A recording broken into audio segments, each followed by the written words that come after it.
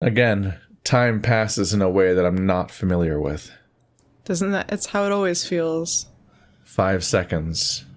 5 minutes. 5 hours pass when my phone starts to ring. There's something ominous about it. Something I can't explain, but I feel it deep in my bones, like the aches in my joints. Honestly, every phone call is ominous to me. Yeah, no, it's the worst thing you can do to me. My heart skips a beat every time I hear my phone ring. I'd rather be assigned chores than call on the phone. Oh my gosh. The amount of stuff I go through just to avoid a phone call, it's pathetic. I open my eyes and see my phone just a foot in front of my face, vibrating over and over.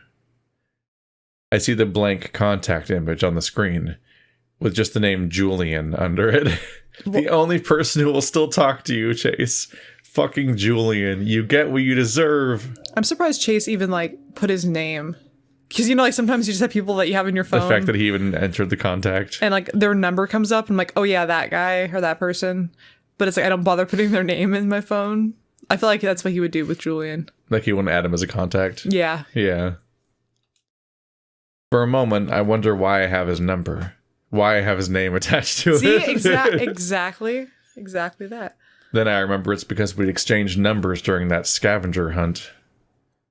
So I could call him to meet up. Slowly, I reach out and press the green button to answer. Gasp. So out of character for Chase. Well, honestly, I still am not sure how long he's been in this room. So I feel like people might be now worried. He's just depressed and he'll never act again. Like I said, I am surprised that the guy at the front desk hasn't shown up and been like, hey, checkout was at 11. No, yeah. Yeah, this is supposed to be the last day. House cleaning. It's just low demand. I raise it to my ear, waiting, but only getting silence on the other end. Hello? Hey, Chase? Julian's voice sounds hesitant, like he's not really sure about what he's doing. Like he doesn't know me. He doesn't. I have a tingling question about just a tingling question, huh? So you should probably go to a doctor. I just mean like the city didn't do its thing. It's Sunday. This is the day where everything's over each route. Yeah. And nothing happened really in the city. So then I think back to that weird dialogue from the slanted square-shaped text, that character, the mirror character, and they said that we ruined it. Talking about the town needs secrets. Something about TJ's route and what happens with it is the cure to the thing happening, like the calamity. Well, okay, so I think we're speaking too soon because a couple of things. One, I feel like there could be something at the end. I don't know. I don't know how it's going to go. But secondly, that would if the thing was avoided, wouldn't it imply that the secret is known by everyone? Because isn't the way to avoid the calamity is according to the slanted square text, like you said, is because everyone's going to know the thing, which I assume is the Sydney thing. But from what I understand, nobody knows that yet, unless it all happened while Chase was in his room and someone, perhaps TJ, told everybody everything. Maybe TJ or Flynn have told everyone or something. It seems like something somehow Chase fucked up what was supposed to happen here. Because he just straight up told us, the thing just basically told us that, he didn't. Yeah. It didn't explain in great detail or anything. But the lack of the secret is what fucks everything up. As far as we can tell, maybe. But that's distinctly what it said. But it's just the fact that nothing happened. There were just that there was that creature in the woods, but that's all. Well, we haven't heard gunshots. Things have been going wrong, and then we're now past the end point of that, and nothing did happen. So to me, there's only two things that are plausible to make. There's only two plausible things left to happen in this route. Either A, everyone knows. B, something weird is still going to happen. I don't know how it can it doesn't fit into the narrative the way the other routes have, if not for one of those two things. Only because the ghost gave us the reason for an exception. But if it doesn't meet that rule, then I don't know why there'd be an exception. I'm trying to figure it out, but it's just something happened, and it's I doubt that the lack of stuff happening in this time happened for just because they didn't feel like having a calamity this route. Like I think it's like specifically correlated somehow. Yeah, which is why I think like the ghost said, because of the lack of a secret. And so I have to figure, like, I'm wondering what happened, or if something is still going to happen in regards to that, or if something strange is still going to happen just in general, because there's still a secret.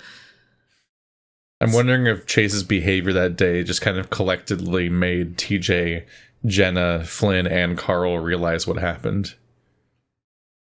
Let's see what Julian let's see what Julian has to say. Maybe Julian's the key. Maybe Julian knows the secret. Julian's voice sounds hesitant, like he's not really sure about what he's doing, like he doesn't know me. Yeah? Hey, so something happened that I thought you, or at least someone should know about. I slowly sit up, the blanket falling away from my shoulders. Little baby Julian. What's up? Well, TJ spent the night over at my place after what you did. Julian's voice takes on a hard edge, and for a moment I'm not sure what he's talking about. Then I remember the forest and what happened there. For some reason the thought doesn't create that horrible, empty guilt I'd felt yesterday. In fact, I feel nothing. Anyway, we got him a bus ticket back to CCU, and we were hanging out until the departure time, which was an hour ago now. Yeah. Well, that lizard guy showed up. Flynn? He showed up at my house. I don't know how he knew where I lived, but I think Janice told him. Janice, you should not tell people that. That's actually really illegal. You cannot tell people where your employees live. Yeah, no, right. She's the boss. Janice is a terrible boss. I know this is an anecdote. That's a serious breach. But really quick, I just want to say that my cousin went to a different city to go visit his brother, right? But his brother didn't know. It was like a surprise. And my cousin was able to ask his employer where he lived. And not only did his employer tell him his brother's address, because he didn't have his brother's address. It was all a surprise. He just didn't know where... He didn't plan this out. He's a dumb boy. His employer not only told him where his brother lives, but gave him a fucking ride to his brother's house. And granted, it was all fine because they were like elated to see each other. But if that was not true, that employer dropped off a stranger at their employee's house and could have been responsible for some serious shit. Yeah, no, don't do that. I just think about how stupid that is. And I had to explain to them how stupid that was because they're both dumb boys. And I'm like, guys, that's really scary that he just drove you to his house. You should probably talk to your employer because that's really scary. My heart skips a beat. Anyway, he wanted to talk to TJ, and eventually TJ told me that I could just wait inside. So I did, and after a while I looked. They were gone. Gone? Yeah, and so was his truck. I'm pretty sure TJ went with him, but I don't know. They're both acting really strange, so I don't really feel good about it. TJ won't respond to my text either. I see. So, since your number is the only one I have from your friend group... Oh yeah, besides TJ. I thought I should tell you so you can let the others know too. All right. I'll do that. No, he won't. All right. There's a pause, but I'm already getting up, looking for my keys. I'll probably check things out myself before my shift today. Do you know where Flynn lives? I can tell the buck really doesn't trust me with this information. And why would he? I don't care, though. Yeah, he's on Shefford Street. Janice will be able to point out where it is to you, but I'm heading over now. Because Janice just knows where everyone lives. Yep. Let me know if you find anything out. I will. Later. Bye. I feel my heart rate pick up at speed as I finally find my keys under my backpack on the table. I snatch them up and jog out of the motel, the heat of the afternoon sun coming over me in a wave. So this is worrying. Julian just told the one person that TJ probably doesn't want to know where he is. Well, I'm also a little bit concerned about Flynn picking up TJ. Yeah. Because I don't know what's going on here exactly. Yeah. Well, there's no reason. I'm worried what will happen if Chase interprets Flynn's behavior as being similar to Sydney's. Well, I'm worried because he thinks that Flynn did this whole treasure hunt thing still for some fucking reason. I'm afraid he's gonna do the thing the ghost told him to do and attack Flynn. Yeah. Thinking that Flynn's gonna tell TJ what happened. Granted, TJ is the one that knows what happened, and Flynn will be privy to the information by the time Chase shows up, perhaps, and they might just both fuck up Chase. I realized then how late it is. I'd been in the motel for nearly a full day, but to me it only felt like a few hours, if that. I should be on the highway right now, if not already back in Pueblo. With your finished project. Whoops. Whoops, oops. Your finished ghost story project? Whoops, all fuck-ups. But I realize that none of that matters now. As I sit down in the oven-like heat of my car, I see it staring at me from the back seat. I'm not afraid of it, at least not right now. It means that I'm on the right track, I think. I'm doing what I was meant to do. Yeah, he's gonna go try to fuck up Flynn. He just sees it in his back seat. That's all we get. Yeah. That's unnerving. That is unnerving. Is it the fake chase? Is it the monster thing? Like, what if I just... Well, it's not the... I don't think he knows... The fake chase doesn't exist in this route. Yeah, but like the mirror chase. Well, isn't that Sydney? Is it Sydney? He said it looked like Sydney. I don't know if it's Sydney or if he just... I don't know. Because he's looking at an otter he's looking at an otter in the dark, so I don't know how good of a read he has on it. He said, I remember it could be him. But he also said he kept saying it might be Sydney, but I don't think. He says it's his face, but not. I know where Flynn and TJ are. He probably thinks he probably thinks that's the best place to get the truth out of TJ. His truck sits there in the small parking lot alone, gleaming in the setting sun. I pull up right next to it and look inside. Empty. I park and shut off the engine, jumping out and jogging towards the faint trail through the sagebrush. I know exactly where to go. Instead of turning right like we did yesterday to get to the boulder, I take a left. I haven't been on this part of the beach in over a decade, not since it happened. I know this is the right direction, though, and soon enough I see the bend on the beach that turns into the shallows that we played in so many times. I also see an odd set of tracks leading in that direction. Flynn's footprints. Not hard to recognize with their long, clawed toes. Some Jurassic Park shit. Yeah. But there's another pattern next to them. They aren't footprints, but drag marks. Like Flynn had been dragging something next to him. I pick up the pace and start to run. Breath catching in my throat. That feeling of not being able to turn back, looming over me like a dark fog. The water and sand around me is starting to tinge a soft red with the setting sun. For a moment, I wonder what would happen if I stop. What if I turn back instead of turning this corner? I know that my life will turn out very, very differently if I do. That thing in the mirror, the town, it told me so. But I feel like I'm on a set of train tracks cutting through the desert with no alternative path to speak of. And I've been on this track ever since I decided that I needed to protect TJ. As I turn the corner, I see them immediately. TJ is sitting on the beach, his knees drawn up to his chest as he stares downward.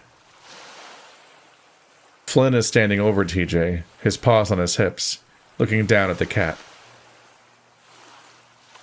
It looks like he'd been thrown there by the lizard, and I finally feel rage replace the anticipation and fear.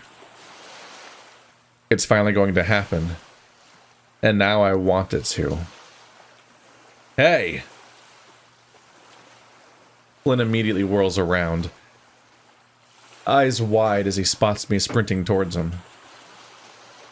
He takes a step back as I get closer, but I skid to stop 10 feet away, glaring at him as my paws clench into fists. What the hell are you doing? I scream at him, wanting to let him know just how pissed I am. It feels good, finally not being afraid or worried about what's going to happen. But now I know there's no other option. Flynn looks taken aback for a moment, looking me up and down before he straightens up. He hasn't forgotten what happened between us yesterday, and I can tell he's afraid of me. Get the fuck out of here, Chase. This isn't about you. You fucking bet it is. I look at TJ, and he's gone back to staring at the ground, expression vacant. What are you doing to him? I'm not doing anything to him except asking him some questions. About? You know exactly what about. He is trying to confirm your secret. Get away from him.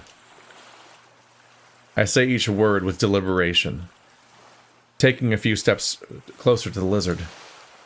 Flynn steps back again, but only with one foot, and he doesn't back away any further. You stay the fuck away from me, Chase. What the hell have you been doing this whole week? Flynn seems to grow a little more confident with that. What do you mean? I stop and cross my arms, waiting. What I asked yesterday. And after what happened to Carl, I think I'm owed a fucking explanation. I feel the anger rise up, even more in my chest. You want an explanation after the shit you've been pulling? Flynn once again looks taken aback by my anger. The hell you talking about? My paw moves to my pocket.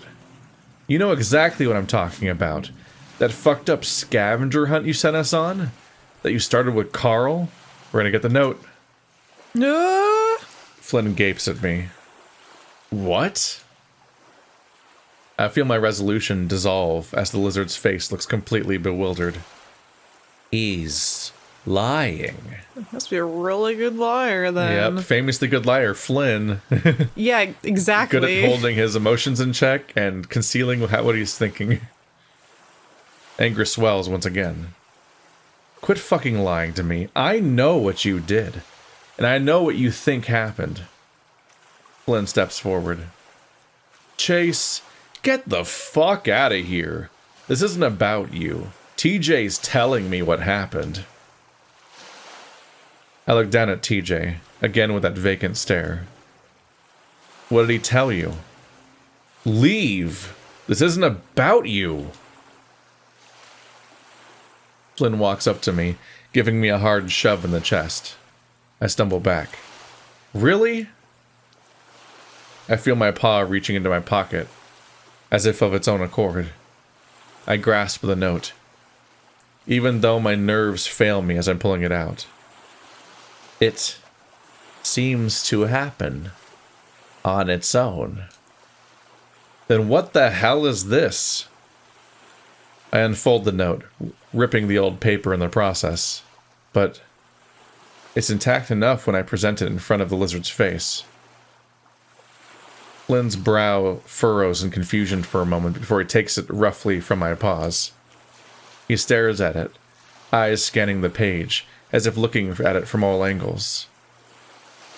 Finally, his eyes flick up to look at me. What the fuck is this?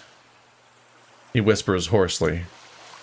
I look straight back at him, waiting for the expression of familiarity, the guilt, the knowledge of that piece of paper is his own doing. But instead of what the mirror promised, I get shock and confusion instead. Just like that, I feel my determination break down. As if it was something... It was as if something had been driving me to this moment, and that cloud covering my brain breaks for a moment. For a moment, things are clear, and I'm left in a daze. I don't... What is this? His voice turns into a scream, and it's such a horrible sound that I stumble back. He holds the paper up, showing me, and I stare as if I'd never seen it before. Unlike the other notes, this one is a crude drawing. On the far left of the page, a small stick figure with lynx ears is kneeling on a beach, surrounded by clams and starfish. He's covering his face, tears falling to the sand below. Extending out from the beach, poorly drawn waves spread across the top of the page to represent the lake. Far below the waves, two figures are connected near the bottom of the page. One has X's for eyes, his legs and arms splayed out, tiny little bubbles coming from his mouth. Below that figure, another sits below him, grinning mischievously, holding the drowning stick figure down by his tail. Oh. As if the picture wasn't descriptive enough, words and arrows label the characters. Toby, sitting on the beach, Sydney, dead in the water, and Chase holding him down. I'd looked at the drawing so many times before, but now to have Flynn be the one to show it to me. But he had to be the one to draw this. Who else could have done it?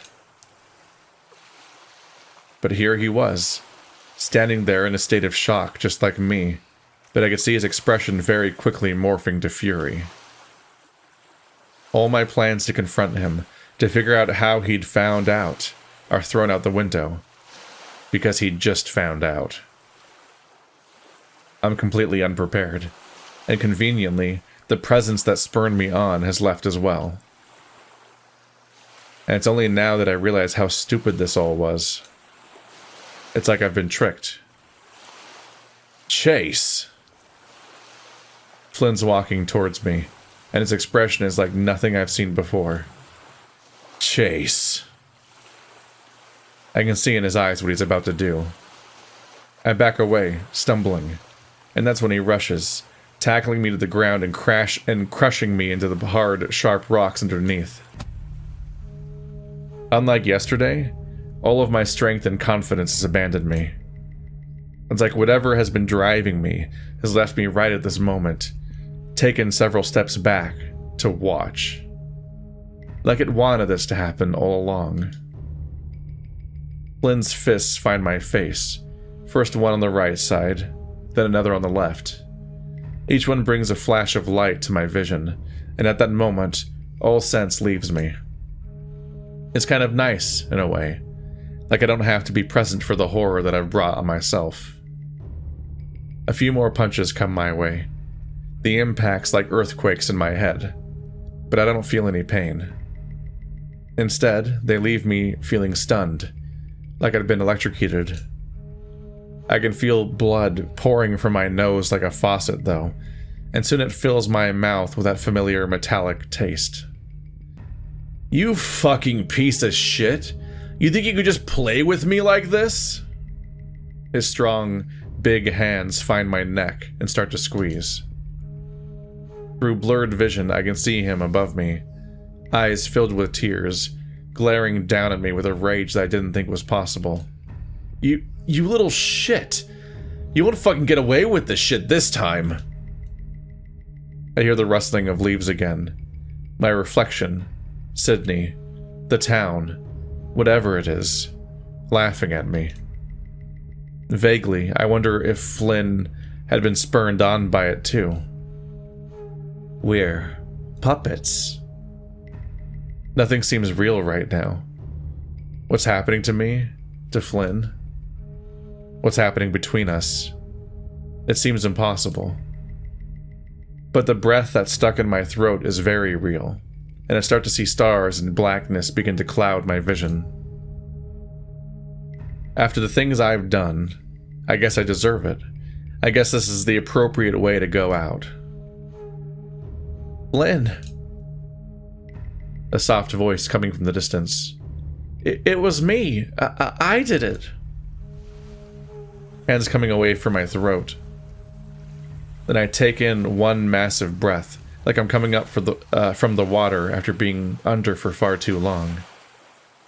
Spit and blood go down my throat and into my lungs, and I roll over, letting out a great cough, spraying the rock in front of my face with dark drops of blood. What? I watch blood drip to the flat rock in a steady rhythm from my nose, having to breathe extra hard through my mouth because of it. I said I did it. It was an accident. I pushed him out in the water and he drowned. I grabbed the rock, stumbling to my feet, feeling that old anger return. He's going to kill Toby. Stop him.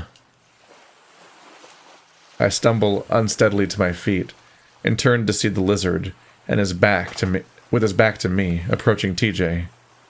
He will never leave Toby alone. Just like Sydney. I stumble after them, hand tightening around the rock, the back of Flynn's head in my sights. What did you say? But you can stop it for good. Break the circle. I'm a few steps away from Flynn as I swing, bringing it down on his head as hard as I can. The sound is awful. Immediately, Flynn bends over, screaming in pain as his paws come up to clutch the back of his head. I swing again, this time glancing off the top of his head, most of my power robbed by the poor angle. Flynn turns to me then, still crouched low, and tries to tackle me. I stay on my feet for the most part, but I'm pushed back several feet as I grab onto his back for support. I feel the cold water on my feet, and that's when I grab the lizard under his armpits and start to pull us both out further. Flynn doesn't seem to realize what's happening until the water's up to our knees. He stands up straight, and I see the blood running down his face from his head. He's glaring at me, expression wild, gaze clouded just like mine, and he takes a swing at me. It lands on my jaw. Though my head is snapped to the side, and another flash fills my vision, I'm able to grab that paw and swing it out further into the lake. The lizard stumbles in the shallows, standing up, waist deep, and that's when I throw myself at him with everything I've got. I tackle him into the water, and we're both submerged. I feel the change in Flynn's demeanor. The change as he realizes that he's gone from fighting for the truth to a fight for his life. Claws come out and scratch at my arms, but I ignore it, the cold of the water numbing any pain that I might have felt. I kick us further out into the lake, my powerful tail and body coming into play, doing what I was built to do. I know I knocked the breath out of Flynn when I barreled into him, so he doesn't have much time before he needs another breath. I'm not going to give it to him. Oh my god, no. Yup. Oh boy. We're doing this. Oh my god. And then after this, we get to play Chase's route with Flynn. Oh my gosh. That's what's next. That's the fucking juxtaposition we're gonna have, is killing Flynn and then having the Flynn route. None of Chase's decisions in this route have been correct. Like, none of them. Like, none of them. They've all been wrong. I thrust us both through the water, downward against the rocks and sand below us. He grasps at me, kicking with his feet, and I catch a glimpse of his face then. It's not angry anymore, or clouded. Instead, he stares at me with shock and utter disbelief. I'm killing him, and he realizes it. He also realizes the truth then. I see it in his eyes. What he's wanted to know for the past decade. he realizes in the last minutes of his life. He kicks at me with his feet, his movements becoming even more desperate. His paws move to my neck, trying to choke me again, but it's useless. I already have my breath. I watch bubbles spurt from his muzzle, then all at once in a gush. His paws go from strangling to pleading. He grabs me by the shoulders, shaking, tugging, looking into my eyes. But I'm relentless. That feeling of not being able to turn back too strong. His muzzle opens, trying to breathe but only taking in water. His thrashing turns up a notch, scratching my legs with his claws as he kicks even harder. This second burst of desperation only lasts a few seconds, though. His movements growing more and more tired, weaker and weaker. He's not looking at me anymore, eyes staring past me toward the glimmering surface above. A place I'll never let him see again. His movements become more sporadic, like he's having convulsions. My instincts tell me to let him go, to end this insanity, but my paws don't let me. I close my eyes and press harder. After a few more minutes, I don't feel any more movements. Slowly, I let him go, careful not to look at his face. Oh my god. His body stays still for the most part, moving back and forth gently with the current. I kick to the surface, my limbs numb as I break through to the cold air above. I pull myself along through the rocks, gasping and feeling incredibly weak for some reason. My stomach lurches, and for a moment I feel as if I'm going to throw up. I stay there on my hands and knees, staring into the water at my reflection. My face looks blank, and for a moment I see the horrible, gashed mouth. I know I'm crying, even if the lake water is covering it up. What happened? But as I look up, and as I see TJ there, everything comes together. No. Chase. Don't act like pretending that this is all still for TJ at this point is just so deranged. I mean, I don't know if that's what he's doing. I just meant like there's a wave of realization, like you just killed a person. Yeah. But looking at, I'm sure TJ's face is probably that of like distress, and seeing that it's like, oh yeah, I just did something really horrible. I just don't believe for a moment that Flynn was ever going to kill TJ. No. So like even if TJ admitted to it and it was true and he believed him or whatever, I don't think he was gonna kill TJ. No, so like he didn't. The idea that he did this to protect him is just wild. I think the reason that because now he's killed 2 people for TJ.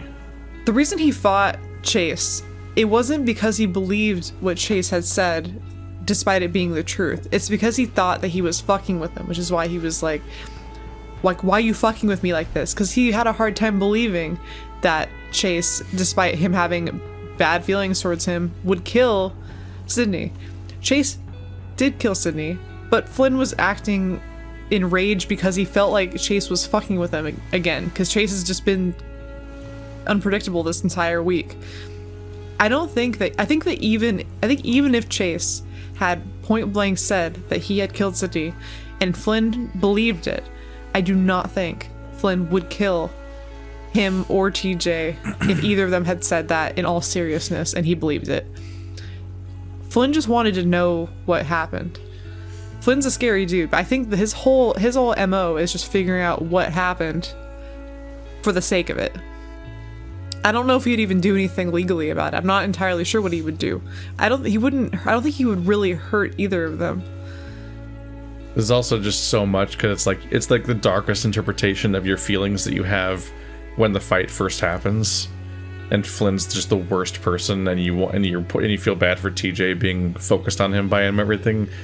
Like, this is the deepest exaggeration of that, like, first feeling you have, or the route comes full circle, killing Flynn once again to protect TJ.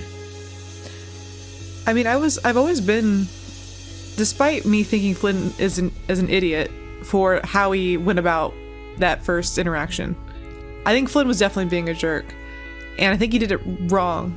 But I'm sympathetic to what he was trying to do this entire time, and him just wanting to know makes more sense than anyone else's, because nobody else seems to care that much about what actually happened. Maybe they want closure or this or that, but Flynn's the only person trying to figure out what actually happened. Everyone else is just kind of doing their own thing, bumbling around through the week, doing their own bullshit. I feel bad, because Flynn just wanted to know what happened, and that was it. Flynn still hasn't come up in any of the short stories, has he? No. That we read? No. I'm wondering about that just because I'm wondering if, I'm just cute. The one thing that I feel weird about with the idea of Flynn being so indignant about no one else caring is just that, like, it's not like Sydney died and then they all split up and then the game happened. Like, they were around each other for years after the events of Sydney's death. I mean, Flynn was probably always kind of a dick about it. He acts like it's just that he kind of acts like it's the last thing that happened between them, and I'm like, no, you guys knew each other for years after that. Yeah, but he was specifically brought to a place to think about it. I just think he probably, in his best interest, had to be avoidant about it forever, because he obviously has a really sore spot about it and can't control himself in the way he speaks about it. They literally can't even react to the river that way. That almost means I almost feel like he cares about it the most for that reason. Everything comes together. He's on his knees, staring past me, mouth hanging open. Suddenly I remember exactly why it is that all this happened. Oh no, your interpretation was correct. No. Oh no. I know what themes are. I'm media literate. Look at me go. I'm media literate too. I can have my own interpretation. Look at me go. I remember exactly why it is that all this happened, and my chest fills with warmth and love for the cat as I stumble toward him on my knees. TJ doesn't seem to notice me as I wrap my arms around him, pressing his face into my chest. Oh my gosh. Oh no. Oh no. The body language is so... Oh no. No. Oh no. TJ's tied to him again. Poor TJ. Poor TJ. TJ was bullied the first time. TJ wasn't even being bullied this time.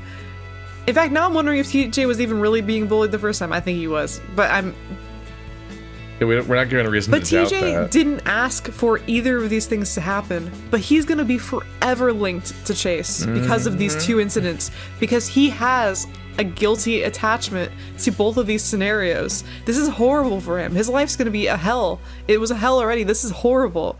Nope, this is bad. And he lied. And TJ lied for Chase to try to get Flynn off his back, which makes me think TJ would have done that. And I just think TJ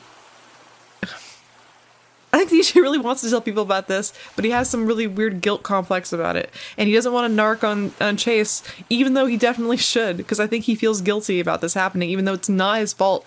His involvement's never his fault. I've got you. We're okay. He's not going to hurt you anymore. I breathe heavily into the lynx's ear as I whisper to him, wanting to let him know that everything's going to be okay. Like how TJ's comforting himself. He's holding his own arm and he's letting Chase hug him. Mm-hmm. But he's letting Chase hug him. He doesn't want Chase hugging him. The serial killer Chase. Finally, I feel him shake his head against my body. Chase, why? Because he knew, and he was never going to leave us alone. He tried to kill us. I kissed the top of the cat's head gently, wanting him to know how much I care. Is he? He's gone. God. TJ sobs against me, but I only hug him tighter. Why did you do that? He reaches out to my left, and I look, seeing the paper and the lake. I'm not sure which he's talking about. Me showing Flynn the paper or killing him. Probably the killing him part. I don't know, so I don't answer. Instead, I hug him even tighter, whispering in his ear.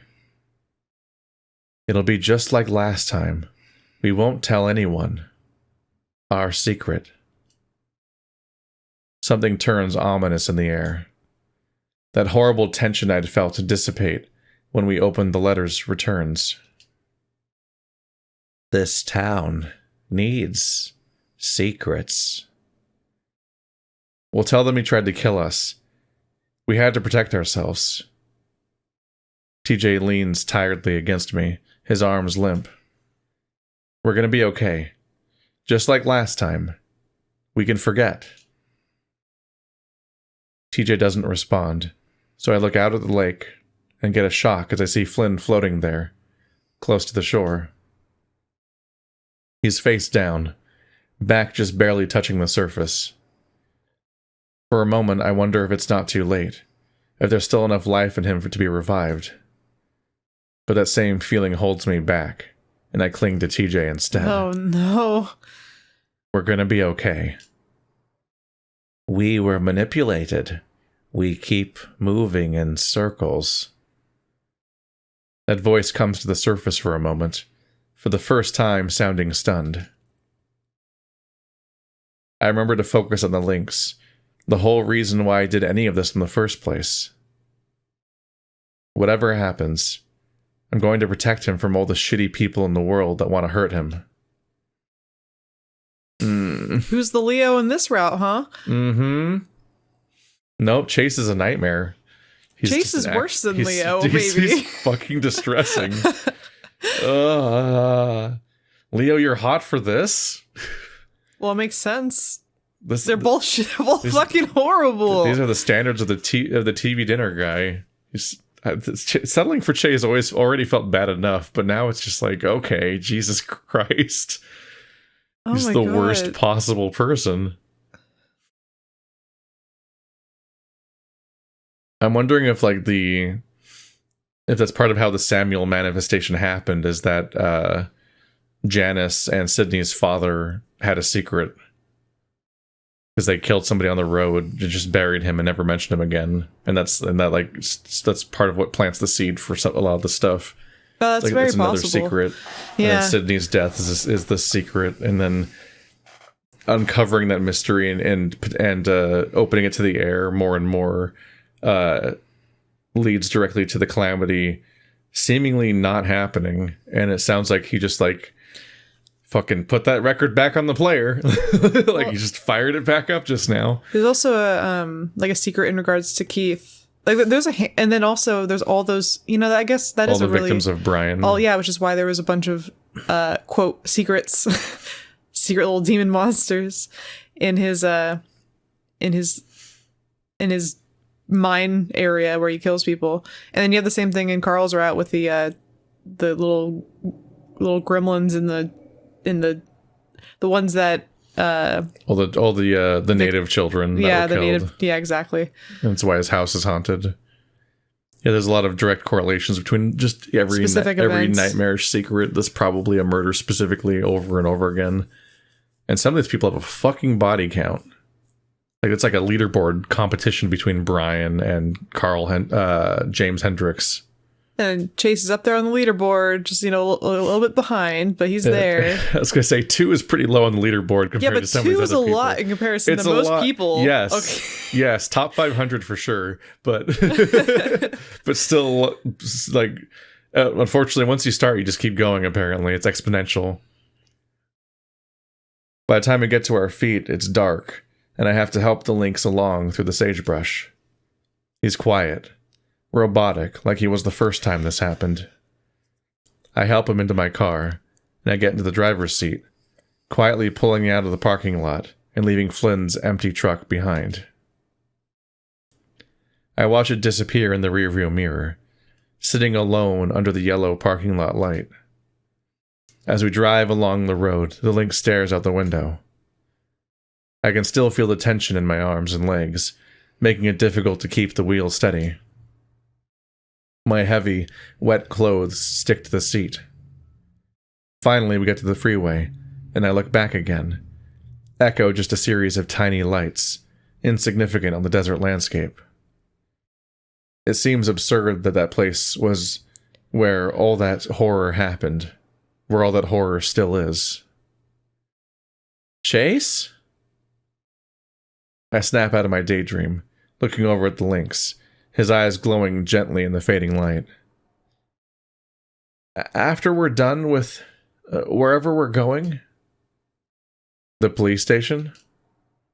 Yeah. Can you give me a ride back to CCU? I missed my bus.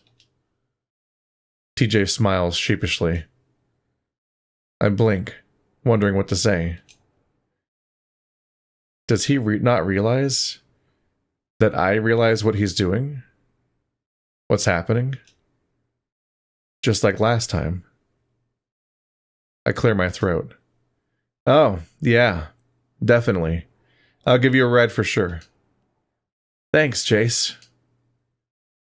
TJ smiles at me, then goes back to looking out the window.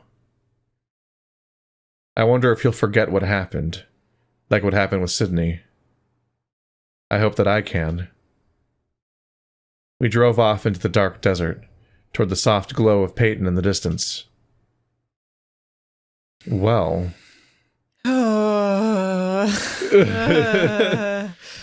Yeah, you have to hope that he forgot, because otherwise how the fuck is he just like, oh yeah, I'll just stay in the car with the person that just murdered one of my oldest friends. Well, I mean, I'll just ride this one out. It could be like there could be a level of like strategy where it's like, after we go where we're going, can you like take me home so I can like immediately lock my doors and call the police, but I'm gonna like act real nice with you until then? That's definitely not what TJ's doing. But that's what I might do. I'm just saying, like, I might be like, hey, oh yeah, I'm so glad you killed that person for me. Oh, on the way home, can we like stop by some place to get ice cream? Like when I go in, I'm like immediately like, can I have a phone? I need to call police. Yeah. You know? It took me a moment to, because I'm not. He says, does he not realize he's doing it again? And I'm like, is he disassociating? Yeah. It took me a moment to realize that, because for a moment there, I thought the implication was that does not realize he's flirting with me again. Oh my god! Was like the first thought I had. And I'm like, Chase, no. Oh my, he would be like that. 5 years later. Hello. Okay, I was gonna say this is a background from Arches. Seriously, it's gonna be such a good fucking time. You'll be glad you came. The big grizzly bear nudges the coyote playfully, almost knocking the canine into the passenger window. You can be the coyote. I don't know how you guys voiced them. I mean, you're not going to sound exactly like Toaster anyway, so there's no fixing it. Ow! Keep your paws on the wheel, or your paw at least. This road ain't in great shape. Cameron eyes the giant, half-eaten burger in the bear's equally giant paw.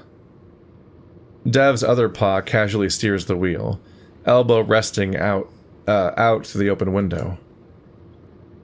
The bear looks happier than he's been in a while, somehow grinning as he chews.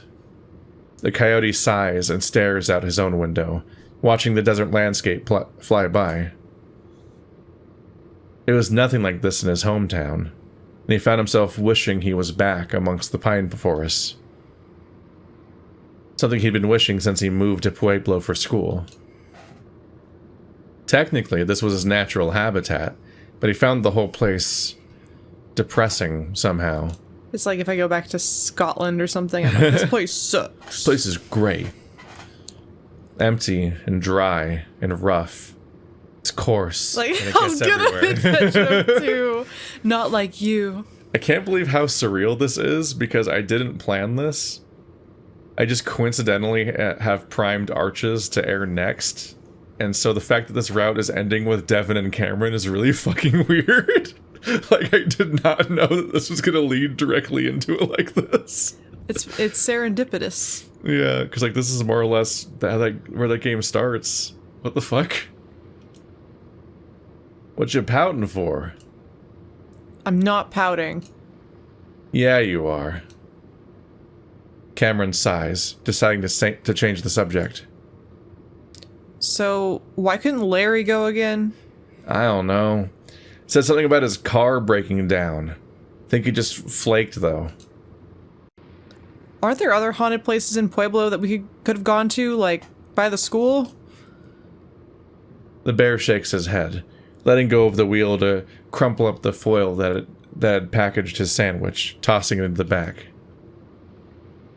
Not like Echo, dude. This place is the most haunted town in the entire fucking world. Cameron sighs once again, then suddenly grasps his seat as the car swerves and turns hard onto a smaller road, heading back toward a big blue lake. What the fuck? Whoops. Sorry, almost missed the turn. Gotta hit Lake Emma before the actual town. The road quickly ends in a small parking lot, empty and cracked. Why? Because a lot of shit happened here. The grizzly hops out of the car, making the entire thing tilt sideways as he squeezes his bulk out before reaching back in for the camera bag.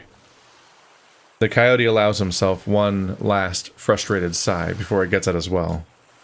Oh, that's weird. Different art? Yeah. That's weird. They're so similar, but that's not right. Cameron's way more different than Devin is. Devin almost looks like the same, but it's just not. It's like it's rendered differently. But Cameron's face looks super different. That's weird. Okay. I'm sure that the bear is popular. The bear waits for him, reaching out a large padded paw. Cameron takes it and is immediately drawn into a tight embrace and a kiss. The coyote tenses up for a moment, then waits until Devin releases him. Can you not do that right after you eat a big, greasy hamburger? Cameron makes a show of wiping his lips. Devin rolls his eyes. No pleasing you, is there? Nevertheless, the grizzly holds out his paw again, and Cameron takes it, the two of them walking toward the faint trail. It's not a pleasant walk, the trail almost obscured by sagebrush and dry vegetation. Once they reach the edge of the lake, Devin has to help the coyote down the rough, rocky terrain. The coyote feels like a child as Devin lifts him down off the boulders and onto the beach, the bear's tree trunk biceps bulging as he does. That is the most muscular description that Devin has ever gotten. Like, he's not really... They don't build up how strong he is that much in the actual game he's in. They just build up how cuddly he is. Devin is a sweetheart.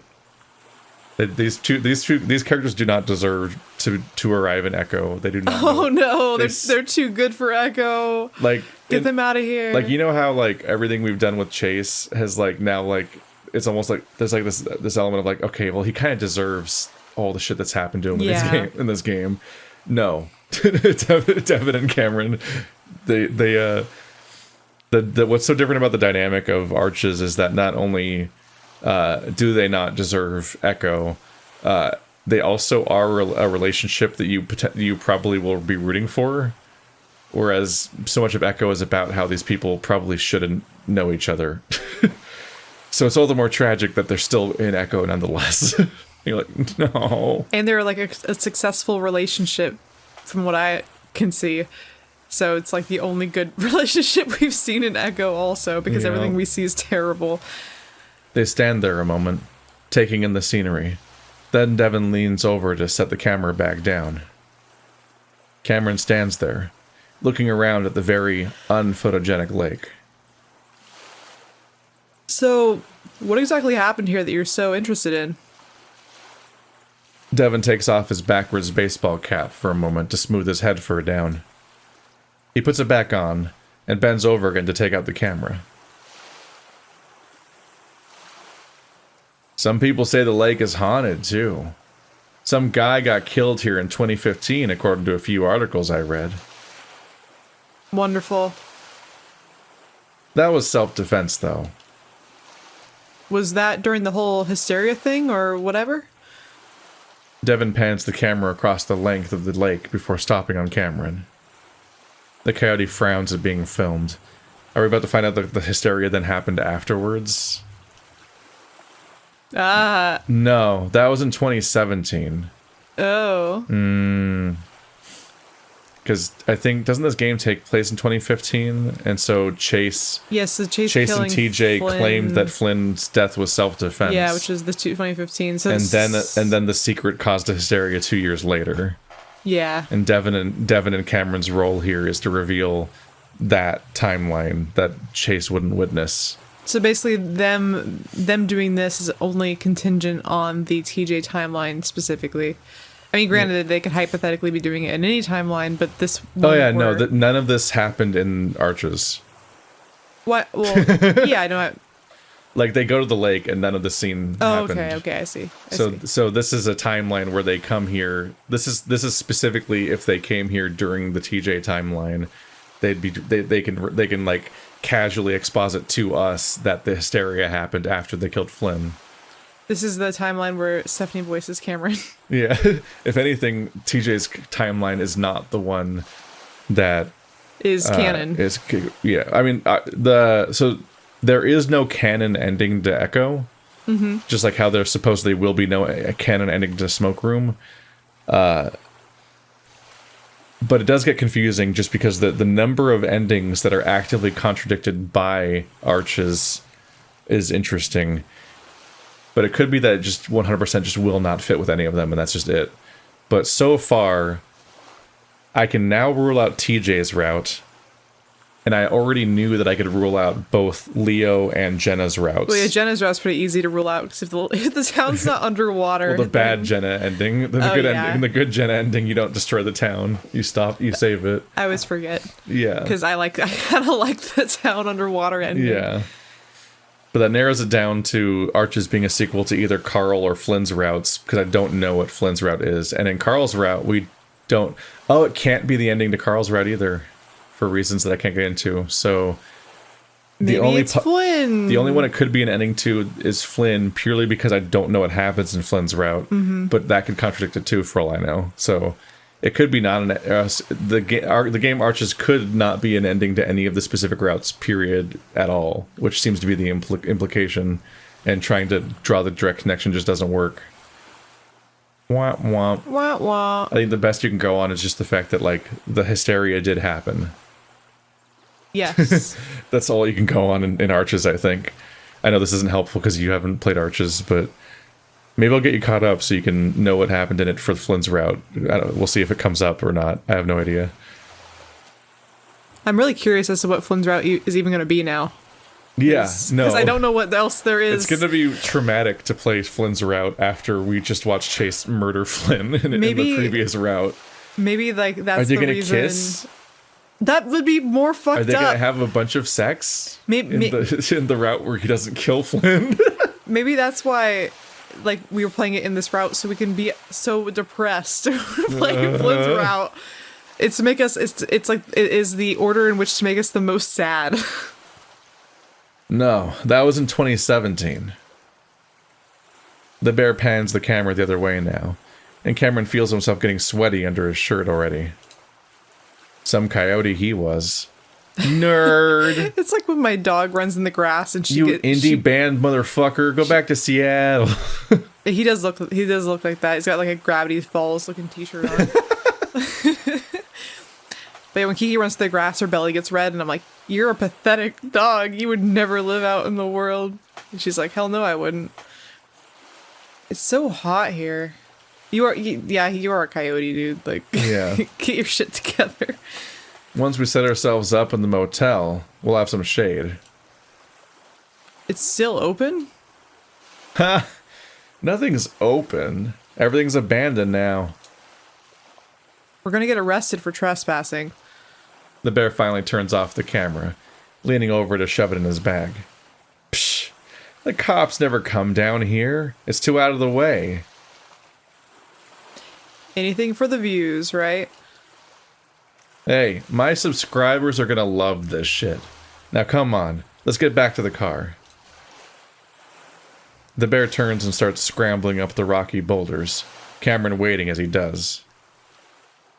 That's when the coyote turns around to glance back at the lake one last time, and a lizard lays in the shallows, splayed out, staring at the sky. But he's not staring because his eyes are gone. But he's not staring because his eyes are gone. Half of his muscle missing. Fuck! Cameron jumps back, tripping over the rocks and landing against the sharp edges. The coyote hisses in pain, but fear spurs him on, trying to scramble up the rocks after Devin. The bear's already turned around, though, reaching down to pull Cameron up. Shit.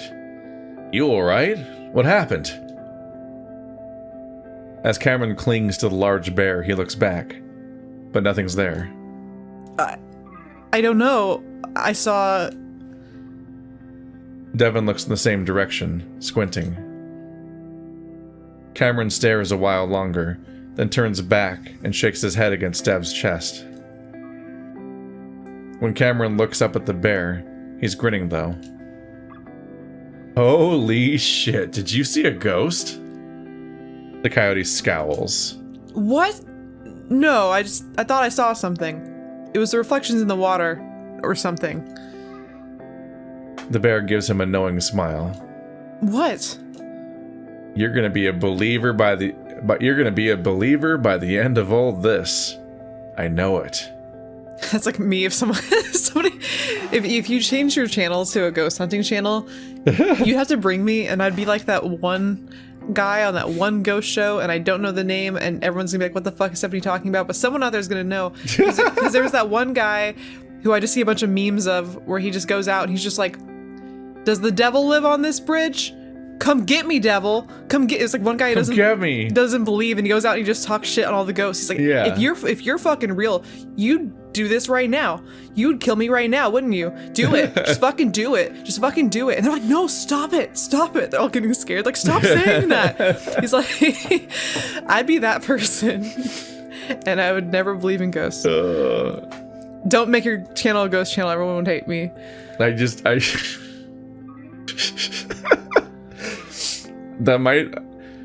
wondering if Howley saw that specific thing, because when they discuss it's like, oh, did you do research? Like, he's like the one, like Devin was trying to get Cameron to like research the ghost stuff on some level, and he's like, oh, did you do it? Did you ever do research? He's like, oh yeah, I watched some ghost hunter stuff. Seems to mostly involve running out with a flashlight and swearing at the ghosts, which sounds like what you just said. Well, I think that's just every ghost show ever. Is it? I never watched any of them. Me neither. But the one that I am talking about, it's just extra funny, because like there's the one where the ghost hunts the bridge, and he's like, if you don't say anything, this is my bridge now. This is my bridge. Oh, you're not saying anything? Okay, this is my bridge. I'm gonna piss on this bridge. He's just like... The grizzly hugs him tightly as Cameron frowns, still looking back at the shallows. It had been so real. But before he can eventually collect himself, Devin is pulling him along, back to the car.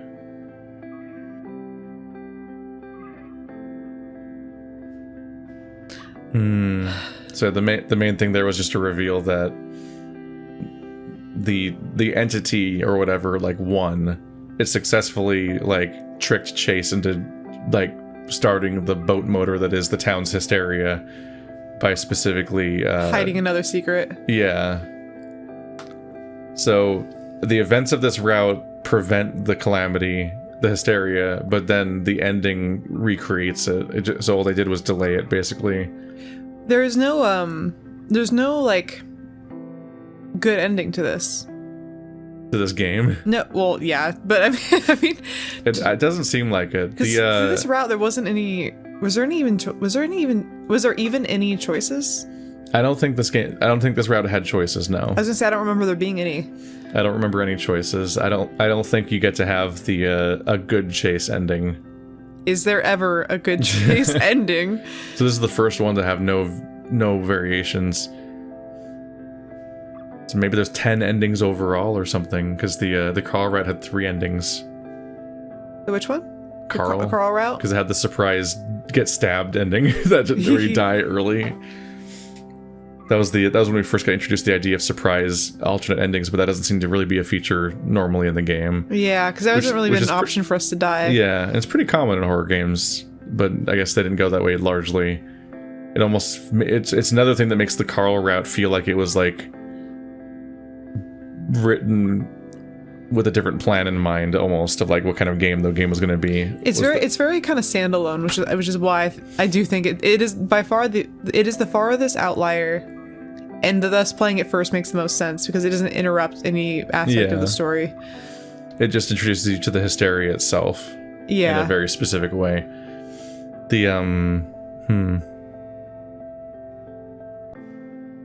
Yeah, what's interesting is that a lot of people, when they say to play Jenna last, they say so because they say it's like the happy ending, essentially, out of all the endings the game has, which is worrying. Because they're referring to the bad ending of Jenna's ending? No, I think they're talking about the good ending of Jenna, but the good ending of Jenna still ends with the implication that Chase was manipulated this entire route, and also he's still being controlled by the Samuel thing, just by the fact that it gives you that music choice at the end. And the implication of these choices is always that Samuel's doing it. Well, I can. Although the little point of resonance of it is that as a little nod, because the Jenna route was made last, it ends with the same choice with the same music options that you were originally shown at the beginning of Route 65. Yeah, which is a cute little thing.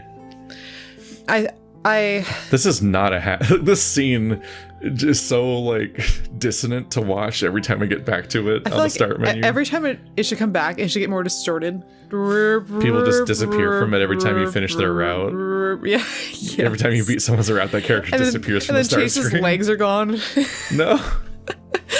But like, I think that I could see why ending with Jenna's ending kind of brings it full circle because of the whole, like, it's kind of like when you have a scary movie, but at the end it's like, but the twist is that the ghost is still always there, ha ha ha. Like, having Samuel, who is kind of us in terms of agency, like having that be like a, by the way, ghost still there, wink, roll credits. Like, I could see that being like an ending, you know. And I kind of do like how like everyone's there.